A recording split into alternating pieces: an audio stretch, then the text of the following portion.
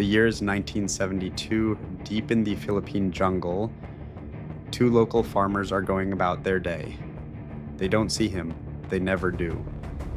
From the shadows, a figure watches, silent, still, armed. He has been hiding in this jungle for 27 years, and he has no idea that the war ended in 1945. His name is Hiroo Onoda, and that is the most extraordinary story of loyalty, obsession, and survival you have ever heard. To understand what happened, you need to go back to 1944. Japan is losing the war. The American forces are closing in on the Pacific Islands one by one. Hiroo Onoda is 22 years old. He is a trained intelligence officer, one of the best Japan has ever produced. His mission: travel to Lubang Island in the Philippines, slow down the American advance, do not surrender under any circumstances. His commanding officer, Major Yoshimi Taniguchi, looked him in the eyes and said, "You are never to surrender. You will continue fighting until you receive direct orders. From me, and only from me." Onoda nodded. He was a soldier. He would obey. Those three words would define the next 3 decades of his life. August 15th, 1945, Japan surrendered. World War II was over. Newspapers celebrated. Soldiers went home. Families were reunited. But deep in the jungle of Lubang Island, nobody told Hiroo Onoda. Leaflets were dropped from planes over the jungle. They read, "The war's over. Japan has surrendered. Please come out."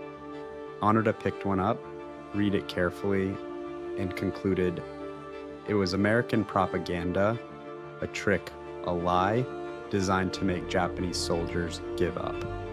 He buried the leaflet, went back to his post, and kept fighting.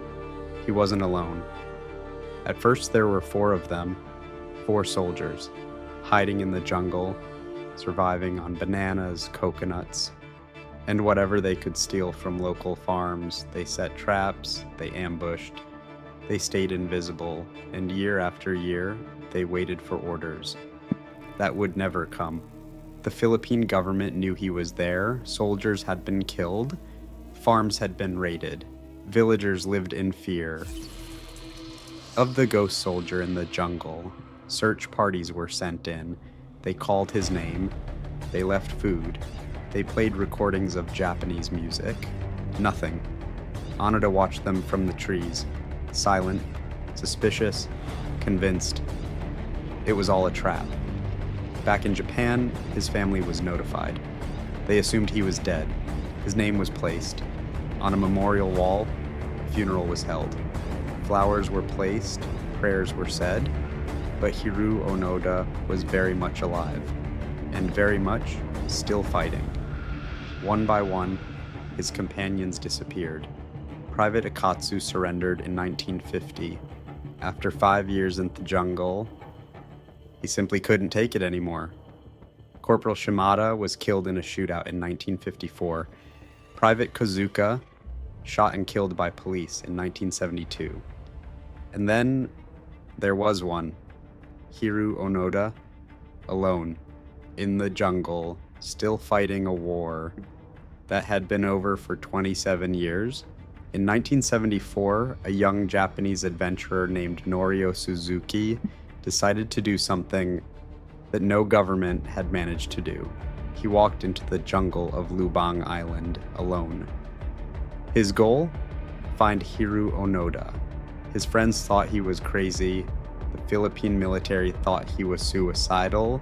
Suzuki didn't care. He set up camp and he waited.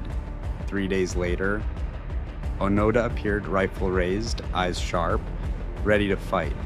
But Suzuki didn't run. He held up his hands and said, in Japanese, "Onoda-san, the war is over. I came to find you." Onoda stared at him for a long moment, and then he said, "I cannot surrender. I have no orders to do so." Suzuki returned to Japan. He tracked down Major Taniguchi, now an old man, working as a bookstore owner. He convinced him to return to the Philippines. And on March 9th, 1974, Major Taniguchi walked into the jungle. He found Onoda, and he looked him in the eyes. The Imperial Japanese Army has ceased all combat activity. You are hereby ordered to lay down your arms. Hiroo Onoda removed his cap. He unloaded his rifle, still fully functional, after 29 years, and he laid it on the ground. He was 52 years old. He had spent more of his life in that jungle than he had spent in civilization. The war for Hiroo Onoda had lasted 10,614 days. When Onoda returned to Japan, he was received as a hero. Thousands gathered. The media covered every second, but Onoda felt none of what they expected. He felt lost. Japan he had fought for no longer existed. His friends had grown old. His parents had died. Decades had simply passed him by. He eventually moved to Brazil, where he lived on a farm for many years. He returned to Japan in his final years and died in 2014 at the age of 91. When asked if he regretted anything, he said, "I did what I was told to do. I have no regrets. That was my duty." And that is perhaps the most haunting part of this story.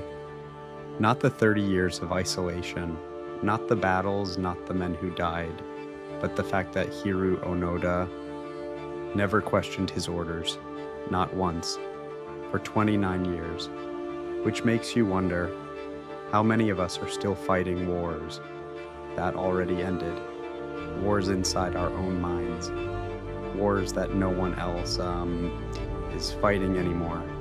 If this story moved you the way it moved me, subscribe, because next week we go even deeper into the darkest corners of history. And trust me, you don't want to miss what's coming.